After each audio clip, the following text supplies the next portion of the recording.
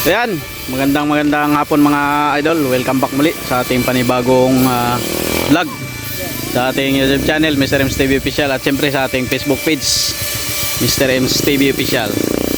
So, papakita lang namin mga idol at siyempre update na rin para makita ng mayari itong kanyang pinapagawa na tri-wheel na nasa gitna ng motorsiklo.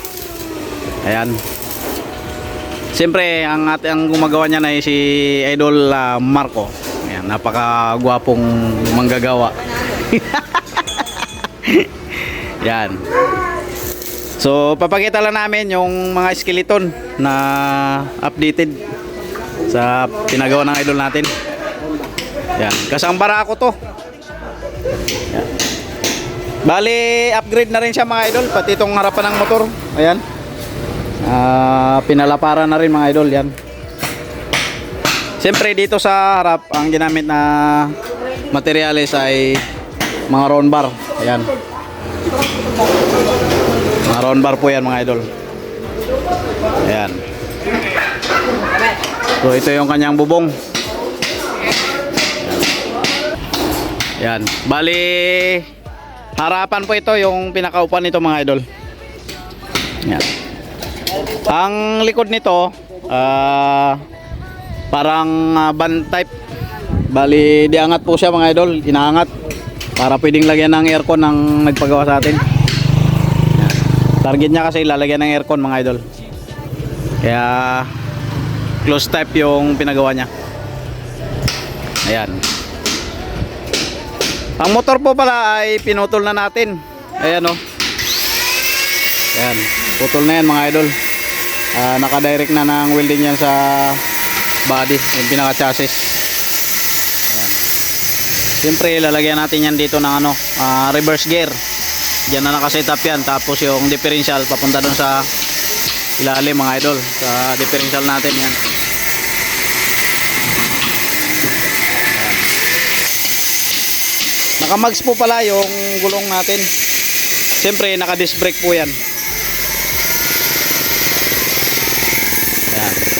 So update ko na po kayo mga idol sa susunod na mga araw kung ano nang kalalabasan ng center car natin. Yan.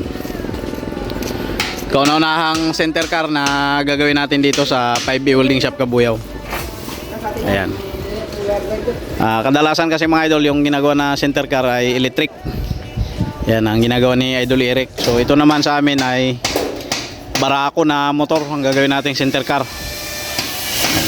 Van type style po ito mga idol. Harapan yung pasahero. Bali apatan na tao po ito ang kaya ang isakay dito sa likod. Tapos isang driver. Tapos may upo pa rin dito at saka doon sa gilid ng driver. Ang magiging upuan nito mga idol ay pahaba na siya. Ito na yung mga idol, pahaba doon yung pinaka magiging upuan na.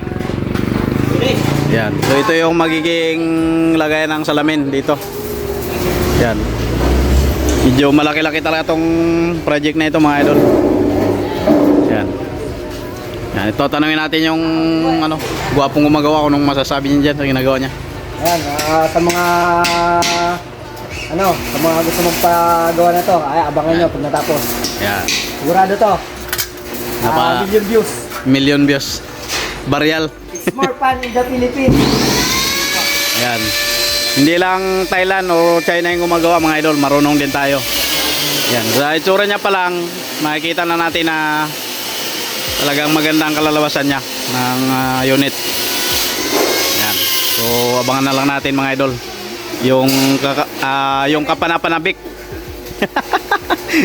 Kapanapanabik na mangyayari sa ginagawa nating tri-wheel.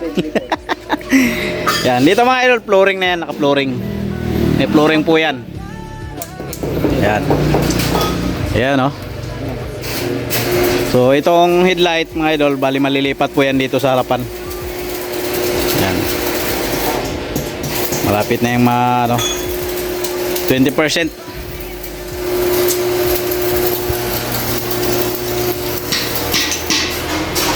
So ayan, update ko lang kayo mga idol sa susunod na mga araw kung ano yung magiging progress ng ginagawa natin ito na center car. Yan, God bless you sa inyong lahat mga idol.